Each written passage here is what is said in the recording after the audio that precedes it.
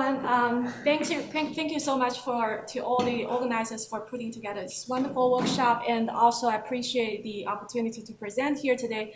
This is really a new work that we do, and therefore I apologize that I don't have fancy figures yet, but it's ongoing work, so I really appreciate discussions and feedback from anyone. So this is joint work with my student, Ting and Yu Han from UW Biostats and Statistics and CS, and also my collaborators from UW Medicine. So first, some quick introduction of the two diseases that I'm focusing on. The first is the atrial fibrillation. It is basically an atrial disease, which is the upper chambers of heart. And it's abnormal heart rhythm, and it can reduce efficient blood flow from atrial to ventricles, and this can increase the risk of stroke and blood clots and heart failure. And the other disease I'm focusing on is heart failure. This is a ventricle disease, but it's a condition that the heart cannot pump enough blood to meet the body's needs, and this can result from weakened heart muscle or stifled ventricles. And this is associated with severe symptoms and can be life-threatening. And the reason we focus on these two diseases are that both of the diseases, they are underdiagnosed, and they carry high risk of mortality and comorbidities. And also population-wise, screening has limited yield because these two are generally pretty rare among healthy population. And the AI has been applied widely in cardiovascular research. There are a lot of models if you search the literature. So a lot of models has been applied to use the ECGs and MRIs to predict a wide range of clinical diseases. So the top right figure is the ECG. Basically, there are usually 12 lead ECG. You can see the one color indicate one lead. And the bottom is the MRI. So that's a much more expensive and less accessible way of heart diagnostic tools, and it's basically it's also longitudinal. So usually there are like 50 time frames for one heart cycle, and you can measure the heart in different angles. So for example, this is the short axis view, and then these are the other 4-chamber view and 2-chamber views, and you take the slices from different angles. And so these two modalities, they're quite common in cardiovascular disease diagnosis. And most of the AI models, they only use a single modality. They're either using the ECG or using the MRI. And also they're usually built from clinical encounter data, which are data like from hospitals so people go to the hospital, they do ECG or do MRI for a reason. So you can imagine they are like high risk group of people. And for our goal, we like to integrate both the ECG and the MRI, and we also like to apply the state-of-art AI technologies. And different from previous literature, we want to predict the future onset of these two diseases, atrial fibrillation and the heart failure, in generally healthy population. So these two are the best model best single modality model that we found with open weights. So for example, this is the single modality ECG model called ECG-FM. Previously there are a lot of models that are based on CNN, but this model is more advanced. It's using it's using some data augmentation. For every person, there are 12 leads, and then does some random lead masking. So this creates some pairs of data from the same individual, and then use the CNN to get some latent representation, then use the transformer to get more global representation. So this is basically like a BERT-like structure for some random masking and then do contrastive learning. And the ECG-FM is a pretty powerful model. It's a 90 million parameter model, and it also has open weight, which is very nice. And this is the best model we found for MRI, single modality model we found for MRI with open weights. This is the CNN model, but also with the LSTM module added to it, which is the long short-term memory module added to it. So basically, you can see that it takes the MRI sequence as an input and then apply some CNN to extract some features. Then there's the LSTM module that can basically to better consider the time varying features of the MRIs. Then there's a fully connected layer and then does the output. So this is a published model that's published in 2024 in Nature Medicine. And this model is considerably smaller. It's a 1 million parameter model. So now it comes to our work. So in our work, because we want to focus on generally healthy population, and we like to predict future onset of heart failure and atrial fibrillation. So we take the UK Biobank data, and the UK Biobank data has about 70,000 participants with paired ECG and MRI data. Those are our main data sources. So we do some standard data pre-processing, which includes like cropping the MRI image and then do some upsampling and etc. And then the ECG has some deviance across the, so deviance that's deviant away from zero. So we apply some centering, etc. So after this pre-processing, we apply the random splitting at the participant level because some participant has 2 visits. So we do the random splitting at a participant level to the training validation test in a 3 to 1 to 1 ratio. And here you can see the the survival function for atrial fibrillation and heart failure. Basically, you can see that these are pretty rare in the UK Biobank. So these are like all disease-free population at the baseline. And then the blue means the visit 3 image. The visit 3 as the baseline, and then see when they develop AF. And then the red is the visit 2 as the baseline, and then see when they develop AF. So we can see basically that 1 year incidence of newly onset AF is like less than 0.5% for the AF, and then for heart failure is about 0.2%. So it's like pretty rare. And this creates challenge when we are developing our model because we have very few positive cases with AF and heart failure. Yeah, I have a quick question. Yes. So your response here is a categorical. Is 0, 1 or like a yeah. We dichotomize it. We say like AF within 1 year or 3 years or 5 years. Okay. And then how do you justify whether it's a heart failure or not?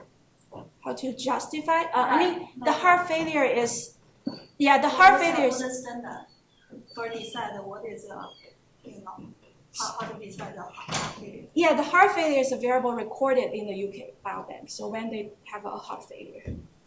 But currently, in the medical research, and there's no Yeah.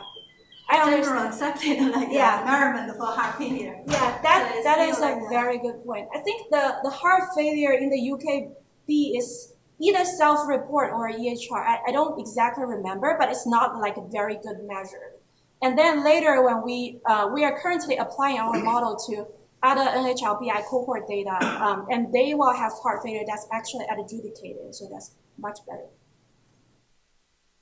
Ting, so what is the clinical practice because are they typically take both ECGs and MRIs? And since you're saying this is very rare of healthy participants or healthy people, like is this model intended for general population? That's a very good question. The UKB is like a research data set, so they just measure for the healthy participants. They measure their ECG and MRI.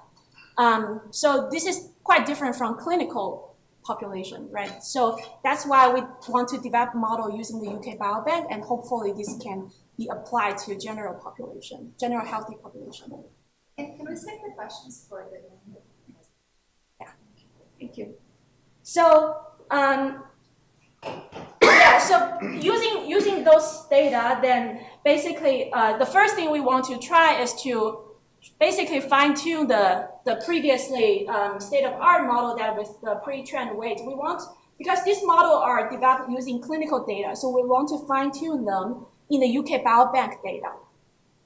And after that, we like to explore how to use the multimodal using both the ECG and MRI. So essentially, this is the standard multimodal approach. Like if we have participants with paired ECG and MRI data, then we take these state-of-art encoders from the ECG FM and CNN LSTM. And so we initialize these encoders with the pre-trained weights, which give us a head start. And then we apply the info NCE loss, which is the standard loss for contrastive learning, which basically pulls two modalities from the same individual closer and then pulls them from different individuals apart. So that's the standard multimodal approach. And this, hopefully, the goal is to try to learn some common embedding from the two modalities. For example, when the ECG, they can be get closer to the MRI. Hopefully, they can get some information from MRI. And we also developed something new. So something new that's like our new idea. So we have a stage 2. So after we apply the common embedding, because the common embedding is like finding common features of the two modalities, but it doesn't get modality-specific feature, right? Because we think the MRI is like very structural characteristics of the heart. So there are certain information in MRI that's certainly not in ECG, and the same for the ECG, which is the rhythm, and that may not be available in MRI. So we at this stage 2 trying to extract some modality-specific feature. And the way we do that is we copy the ECG encoders and then still pass the ECG data through the encoder. Then we freeze the common embedding that's trained from stage 1. So we freeze this part, we don't update the weight, and then we concatenate another embedding on top of it, and that can essentially extract some ECG-specific embedding. So we have some ECG unimodal loss, which is basically predict some expert-derived ECG features like PR interval, etc. So we do the same thing for MRI. So now we have the common embedding as well as the ECG-specific embedding and the MRI-specific embedding that can augment the common embedding. So after we do this, then we apply our trend embedding for the downstream tasks. So for the downstream tasks, there are two options. Because the ECG is usually more available in practice, so we want to have the ECG only option when the MRI is not available. So in this case, we will either just take the ECG specific, the ECG common embedding, or augmented with the ECG specific embedding, and then use this embedding to add certain layer to do the prediction. So that's the ECG only option. And then we also have the ECG plus MRI option, which has like all the embeddings together. So there are also two fine-tuning strategies that we consider. The first is the linear probing. Linear probing is just adding one trainable linear layers on top of the encoders. So this is not for prediction purposes, but for trying to evaluate whether the representation is good. And the second is the full fine-tuning. We basically can update all the parameters. And the full fine-tuning is like for prediction purposes. And the prediction outcomes for either AF and heart failure, we consider just dichotomize them, consider AF in 1 year, 3 years, and 5 years, the same for the heart failure. So you can imagine that the AF1 is like very, very imbalanced, very few positive cases. It's better in 5 years. So these are some preliminary results that we obtained. So so look at this. So basically, from the red boxes, we have like two tables. The first is the AUROC, and the second is the area under the precision recall curve. As this is like very imbalanced data, so the precision recall curve is also helpful. So let's first look at the first table. And this is just with the linear probing. And from the linear probing and with the three models, the first is the ECG FM, that's just the single modality model, and the ECG stage 1 and ECG stage 2. So the ECG stage 1 just take the common embedding and then do the fine-tuning. And ECG stage 2 is using the common embedding and ECG specific embedding and then do the fine-tuning. So essentially, from here, we can see that in almost all the labels, that the ECG stage 2 is better, has better prediction compared to ECG FM especially. ECG stage 2 and stage 1, they are like relatively, the advantage is not as that large. So this basically means that with the multimodal training, the ECG stage 1 is better than gets like better representation than the ECG FM alone. So using the MRI to help the ECG embedding is helpful, that means. And the second thing is to look at the full fine-tuning, which can get us more higher performance in the prediction. So we mainly see that in most of the, in basically like 4 out of these 7 labels, that the ECG stage 1 or stage 2 has better performance. And the prediction is usually like much better than the ECG FM alone. Whereas if the in the case where ECG FM is the top, actually it's quite similar compared to the other 2. So this also indicates that for the prediction purposes, that using multimodal can help with the ECG FM. But one hypothesis we have that in terms of why the ECG FM can still outperform in some cases is that probably the ECG FM is like a much more powerful model compared to the MRI model, because ECG FM has much more parameters. And finally, we also consider the ECG FM, the ECG MRI together as the input. And we can see generally this can lead to better, higher prediction performance. It's actually quite good prediction that we can see. So the LVEF is like a label we use for some sanity check, because LVEF is derived from MRI. So using MRI, we expect it can get very high performance. So we indeed can get very high performance with 0.98 AUC. Whereas for the AF135, like all the other outcome labels, we can get about 0.75 AUC, which is actually quite good.